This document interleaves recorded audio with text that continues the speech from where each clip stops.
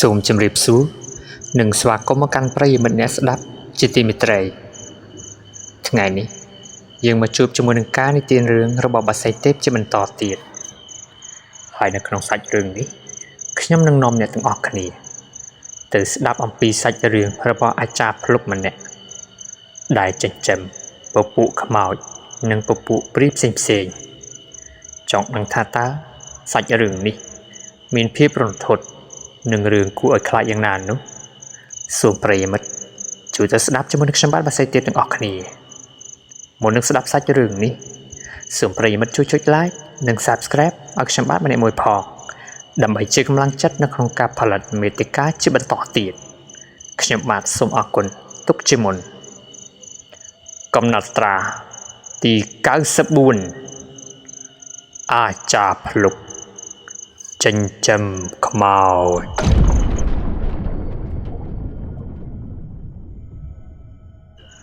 ដែលនៅក្នុងសាច់រឿងនេះបាននិយាយប្រាប់អំពីអ៊ំប្រុសចំណាស់ម្នាក់ដែលសុំមិនបញ្ចេញឈ្មោះគាត់នោះទេហើយគាត់រស់នៅឯខេត្តបាត់ដំបងបច្ចុប្បន្ននេះគាត់មានអាយុប្រហែលជាង80ឆ្នាំទៅហើយអ៊ំប្រុសគាត់បាននិយាយរៀបរាប់អំពីអាចារ្យភ្លុកម្នាក់នោះតាំងតែពីដើមរហូតដល់ចប់ថាកាលពីដំបូងអាចារ្យភ្លុកម្នាក់ឬក៏យើងតែងតែហៅថាអាចារ្យដុតខ្មោចដែលជាពិសេសនោះគាត់តែងតែមកចូលរួមនៅក្នុងពិធីបុណ្យសពឬក៏នៅពេលដែលមានការបូជាសាកសពគឺគាត់នេះឯងដែលមានតួនាទីជាអ្នកមើលខុសត្រូវឬយើងតែងតែហៅសាមញ្ញថាពេលដែលបូជាសាកសពហ្នឹងគឺគាត់នឹងឯងជាអ្នកបូជាសាកសពឬក៏មើលនៅក្នុងការប្រមូលឆ្អឹងប្រមូលធាតុអីជាដើមនេះគឺយើងនិយាយជាភាសាសាមញ្ញ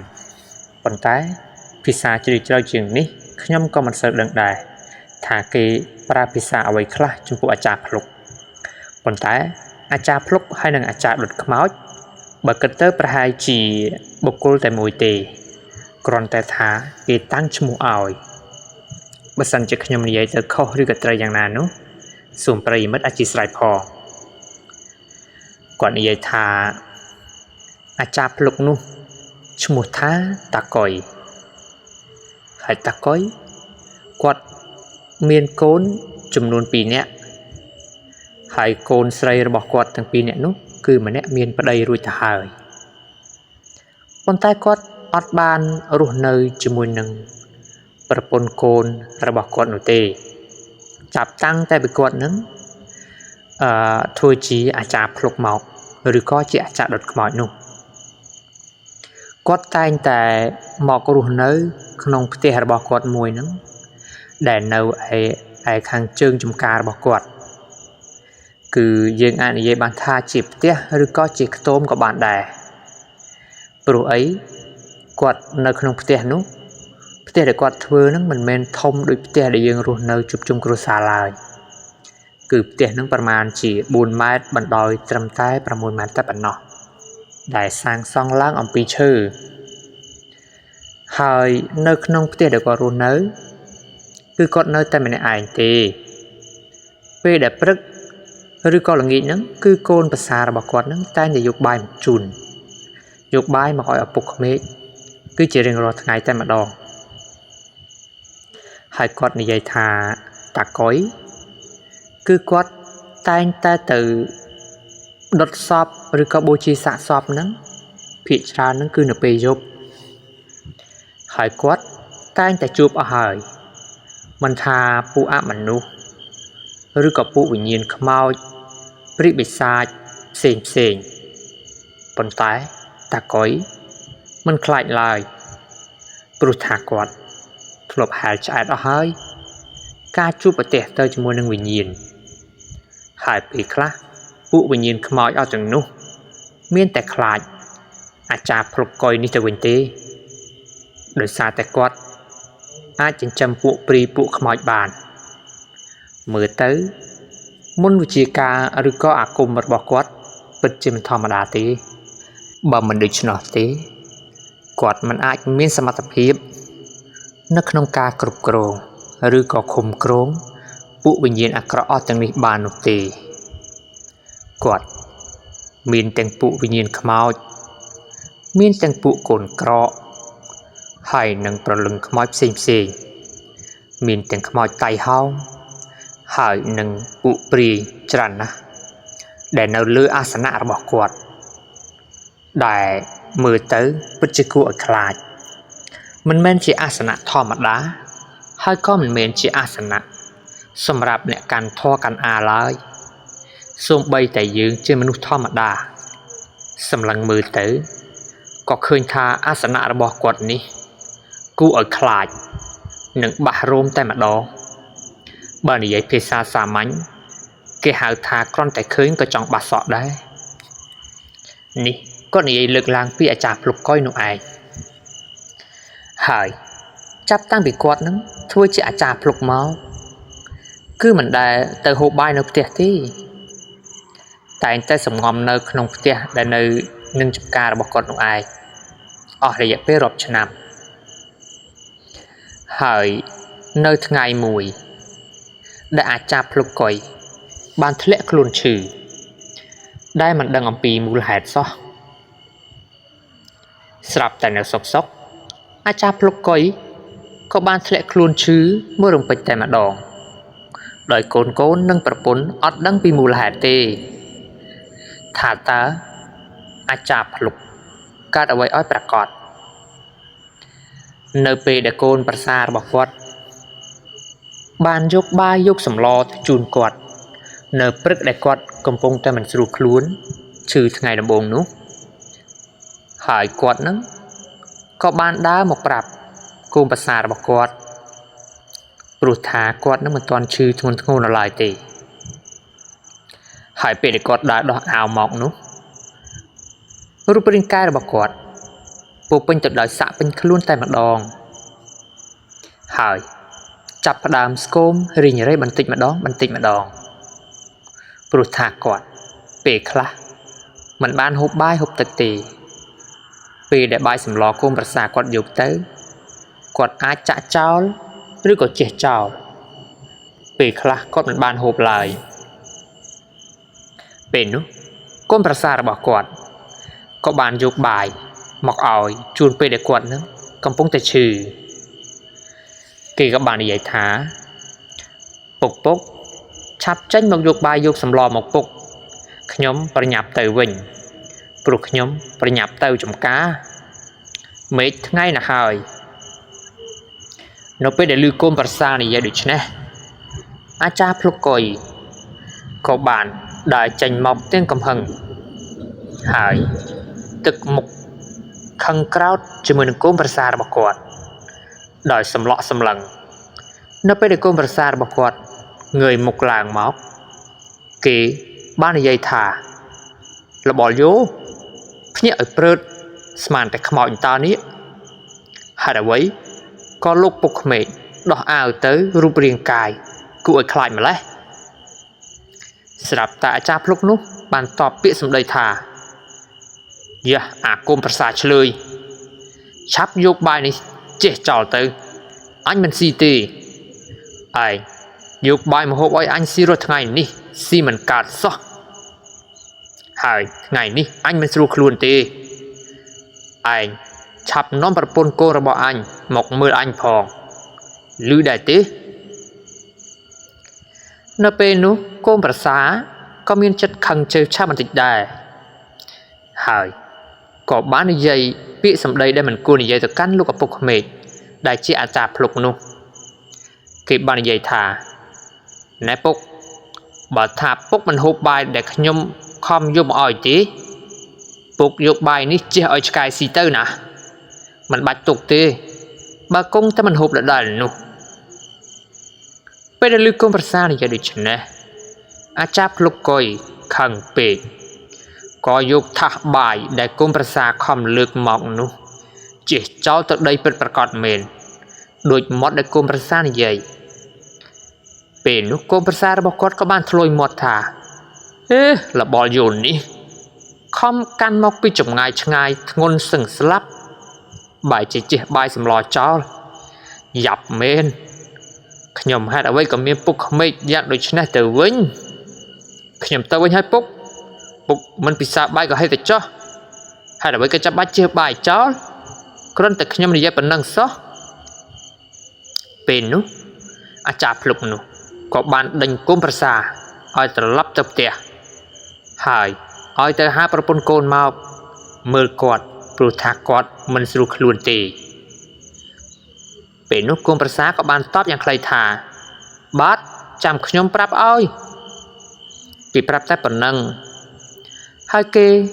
ក៏បានដើរចេញពីទីនោះបាត់ទៅរីឯតាកុយវិញក៏សម្ងំដេកនៅលើផ្ទះរបស់គាត់តែម្នាក់ឯងទាំងខ្លួនឈឺក្អកខេះបានប្រហែលជាពី3ម៉ោងទើបប្រពន្ធកូនរបស់គាត់នឹងចូលមកមើលដល់ផ្ទះរបស់គាត់តែម្ដងនៅពេលដែលប្រពន្ធកូនរបស់គាត់ព្រមទាំងកូនប្រសានឹងគឺមកជាមួយគ្នា3-4នាក់ឃើញថាអាចារ្យភ្លុកកុយបានដេកនៅលើគ្រែតែម្នាក់ឯងមហេតុតែម្ដងបាយទឹកក៏មិនមានហូប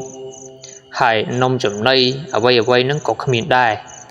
នៅក្នុងផ្ទះនោះគឺមើលទៅនឹងអ៊ូអាប់គឺគ្មានរិស័យទេរីឯនៅនឹងមុខអាសនៈនោះវិញគឺឃើញថាមានផ្លែឈើបន្តិចបន្តួចដែលតាភ្លុកកុយនឹងគឺគាត់មិនដឹងថាដាក់សែនអ្វីនោះទេគឺប្រពន្ធកូនរបស់គាត់នឹងក៏មិនដឹងក៏មិនយល់ឡើយហើយក៏មិនបានដឹងថាអាចារ្យភ្លុកកុយនេះចិញ្ចឹមពួកវិញ្ញាណអាក្រក់ដែលនៅក្នុងផ្ទះនេះឡើយពេលនោះប្រពន្ធកូនរបស់គាត់នឹងចម្លែកត្រង់ថាឃើញមានរូបកូនតុក្កតាឃើញស្នែងហើយនឹងឃើញរបស់របរចម្លែកផ្សេងនេះគឺនៅលើអាសនៈហើយមើលទៅនឹងគឺវាគួរឲ្យខ្លាចវាហាក់បីដូចជាមិនមែនរបស់ដែលល្អឡើយស្រាប់តែមួរពេជ្រនោះនឹងគឺអាចារ្យភ្លុកកុយនឹងគឺគាត់បាននិយាយប្រាប់ប្រពន្ធគាត់ថាគាត់ហាក់បីដូចជាមិនស្រួលនៅក្នុងខ្លួនសោះមានអារម្មណ៍ថាតឹងទ្រូងហើយថប់ដង្ហើមអីចឹងទៅនៅពេលដែលប្រាប់ប្រពន្ធកូនគាត់ចឹងហើយហ្នឹងប្រពន្ធកូនរបស់គាត់ហ្នឹងក៏បានប្រាប់ថាមិនអីទេចាំយប់នេះហ្នឹងគាត់នឹងឲ្យប្តីដែលជាកូនប្រសារបស់អាចារ្យភ្លុកហ្នឹងគឺដេកនៅនឹងផ្ទះហ្នឹងជាមួយនឹងអាចារ្យភ្លុកកុយហ្នឹងដើម្បីជួយមើលទឹកក្តៅទឹកត្រជាក់ពេលយប់រលប់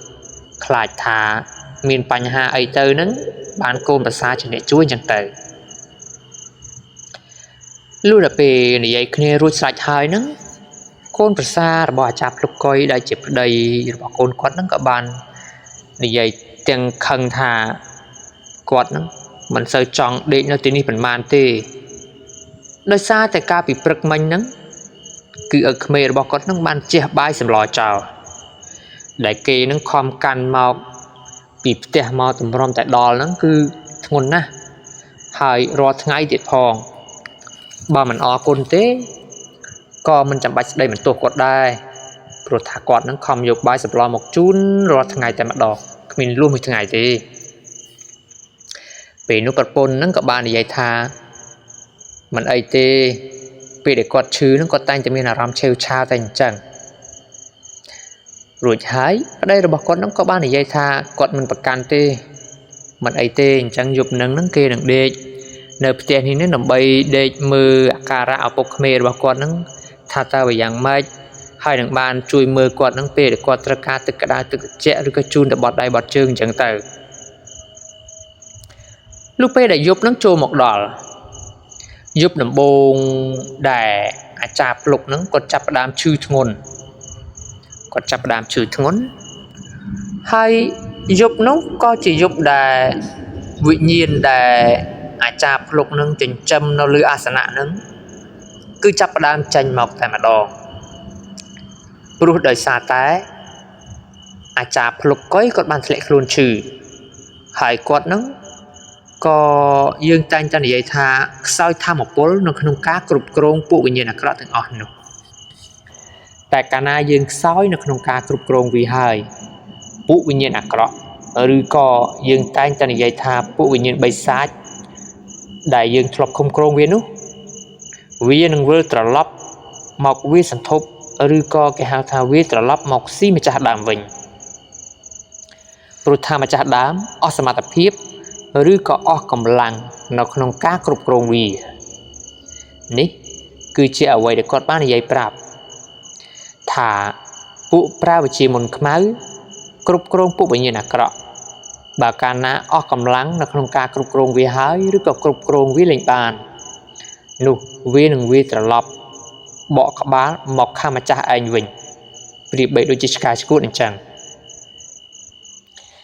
នៅពេលដែលយប់នោះឪពុកក្មេកហើយនឹងកូនប្រសាបានដេកជាមួយនឹងគ្នានៅក្នុងផ្ទះនោះម៉ោងប្រហែលជា1រំលងអាធ្រាត្រស្រាប់តែអាការៈរបស់អាចារ្យភ្លុកកុយក៏កាន់តែធ្ងន់ទៅអាចារ្យភ្លុកកុយបានធ្ងោប្រៀបបីដូចជាមនុស្សដែលឈឺរាប់ខែអញ្ចឹងធ្ងោស្រែកថាអូយប៉ុន្តែគាត់បែរជានិយាយអ្វីលេងចេញនិយាយអ្វីមិនកើតសោះបានត្រឹមតែបន្លឺសំឡេងធ្ងួចធ្ងរគួរឲ្យខ្លាចពេលនោះកូនប្រសារបស់គាត់ក៏បានភ្ញាក់ឡើងហើយក៏មានអារម្មណ៍ចម្លែកមានលឺសំឡេងមនុស្សដើរលើដំបូលផ្ទះគឺដំបូលសង្កសីចាស់ប៉ុន្តែឆ្ងល់ថាជាមនុស្សឯណាទៅហេតុអ្វីក៏យប់ម៉ោង1រំលងអាធ្រាត្រទៅហើយបែរជាមកដើរលើដំបូលផ្ទះទៅវិញលន់ស្នូព្រឹបដើរទៅវិញទៅមកគួរឲ្យខ្លាចមែនទែនពេលនោះគាត់ចាប់ផ្ដើមមានអារម្មណ៍មិនល្អបាត់ទៅហើយបានប្រហែលជាមួយសន្ទុះសំឡេងនោះក៏បាត់ទៅប៉ុន្តែក៏មានសំឡេងផ្សេងមួយទៀតមកធ្វើឲ្យគាត់នឹងកាន់តែភ័យខ្លាចគឺជាសំឡេងអង្រួនទ្វារផ្ទះអង្រួនចុះអង្រួនឡើងអង្រួនចុះអង្រួនឡើងហើយពេលដែលគាត់បាក់ភួយមើលទៅឃើញថាទ្វារនៅធម្មតានោះទេគ្មានរង្គើគ្មានអីសោះប៉ុន្តែពេលដែលគាត់ដេកបានមួយស្របក់ភ្ញាក់ឡើងម៉ោងប្រហែលជាម៉ោង3ជាងពលបើយើងនិយាយទៅម៉ោងស្មើនេះគឺមិនទាន់រួចផុតអំពីរាត្រីដល់គួរឲ្យតក់ស្លុតឡើយបើសម្រាប់អ្នកខ្លាចខ្មោចម៉ោងនេះគឺពេញតែម្ដងខ្មោចក៏លងសាហាវដែរនៅពេលស្មាននេះនៅពេលនោះស្រាប់តែមានមនុស្សមកអង្រួនបង្អួចវិញម្ដងគឺទ្វារបង្អួចដែលនៅចំហៀងផ្ទះហ្នឹងគឺមកអង្រួនទប់ដោយសារតែជាបង្អួចឈើហើយអ្នកទាំងអស់គ្នាធ្លាប់គិតទេថាជញ្ជាំងផ្ទះនិងបង្អួចឈើដែលអាចារ្យភ្លុកកុយនោះបានសាងសង់ឡើងនោះគឺធ្វើអំពីក្តារអ្វីទៅគាត់បានប្រាប់ទៀតថាផ្ទះហើយនឹងទ្វារបង្អួចទាំងអស់ដែលបានធ្វើនៅខាងក្រោយចំការរបស់អាចារ្យភ្លុកនោះគឺគាត់បានយក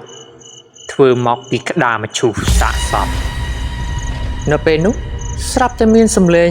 មនុស្សនឹងអង្រួនបង្អួចអង្រួនចុះអង្រួនឡើងអង្រួនចុះអង្រួនឡើងប៉ុន្តែកូនប្រសារបស់អាចារ្យភ្លុកហ្នឹងគឺគាត់អត់បានឃើញទេថាជាអ្នកណាប៉ុន្តែអាចារ្យភ្លុកកុយវិញគឺគាត់បានឃើញហើយគាត់ហ្នឹងក៏បានបន្លឺសំឡេងអ៊ីអឺដែលគាត់នឹងនិយាយរួចទេគាត់បានត្រឹមតែនិយាយប្រៀបបីដូចជាមនុស្សគោអញ្ចឹងព្រោះថាគាត់នឹងអាចនិយាយបានថាចូលដល់លក្ខណៈថាពិការមួយចំហៀងខ្លួនត្រឹមតែមួយថ្ងៃប៉ុណ្ណោះហើយកម្រើកខ្លួនមិនបានទេមិនដឹងថាគាត់នឹងមានជំងឺអីឲ្យប្រកបឡើយពេលដែលភ្នែករបស់គាត់នឹងសម្លឹងទៅបង្អួចនឹងហើយគាត់ធ្វើសំឡេងអ៊ីអឺហើយបង្ហាញទៅកូនប្រសារបស់គាត់នឹងថាមានខ្មោចនៅនឹងមាត់បង្អួចនៅពេលដែលកូនប្រសារបស់គាត់បានសម្លឹងទៅតាមភ្នែករបស់ឪពុកក្មេកនោះគឺឃើញថាមានមនុស្សមាសធំ មុខពណ៌ខៀវហើមឡើងពពុលតែម្ដងហើយភ្នែកឡើងក្រហមឆ្អិនឆ្អៅសម្លឹងមករោគតាភ្លុកនោះឯងគឺសម្លឹងមើលប្រៀបបីដូចជាចង់មកស៊ីសាច់ចឹងណាគឺសម្លឹងមើលដោយទឹកមុខខឹងជាមួយនឹងអាចារ្យភ្លុកនឹងមិនដឹងថាអាចារ្យភ្លុកនឹងបានធ្វើអ្វីខ្លះទៅកាន់វិញ្ញាណខ្មោចនោះទេមិនដឹងថាប្រើអ្វីទៅសង្កត់វិញ្ញាណគេទៅឃុំគ្រងគេធ្វើបាបគេយ៉ាងម៉េចយ៉ាងណាខ្លះនោះក៏យើងអត់ដឹងដែរហើយនៅពេលកូនប្រសាគាត់នឹងបានឃើញផ្ទាល់ភ្នែកតែម្ដងបានឃ្លុំភួយដេកវិញពេលដែលឃ្លុំភួយដេកវិញហើយនឹងរហូតដល់ភ្លឺនឹងគេនឹងក៏រត់ទៅផ្ទះវិញហ្នឹងក៏បានប្រាប់ថានៅផ្ទះឪពុកក្មេកខ្លួនហ្នឹងគឺមានខ្មោចហើយបានប្រាប់ប្រពន្ធប្រាប់កូនហ្នឹងតែគេអត់ជឿទេគេអត់ជឿហើយនៅពេលនោះគាត់ហ្នឹងក៏បានប្រាប់កូនម្សានថាឲ្យដេកជាមកពុកនឹងមកយប់ទៀតទៅដេកទៅតែមកយប់សោះហេតុអ្វីថាឃើញខ្មោចឃើញអីអញ្ចឹងណាប៉ុន្តែកូនប្រសានឹងប្រកែកទៀតថាអត់ហ៊ានដេកទេថានៅផ្ទះពុកក្មេកនឹងគឺមានខ្មោចគួរខ្លាចណាស់ដេកអត់លក់ទេមកយប់គាត់និយាយអញ្ចឹងប៉ុន្តែដល់ពេលនិយាយលួងលោមចុះឡើងទៅកូនប្រសានឹងក៏ព្រមដេកជាមួយនឹងឪពុកក្មេកដើម្បីយាមមើលគាត់នឹងមួយយប់ទៀតទៅតាមអ្វីដែលប្រពន្ធហើយនឹងម្ដាយក្មេកនឹងស្នើសុំហើយនៅយប់ទី2ដែលគាត់នឹងបានទៅដេក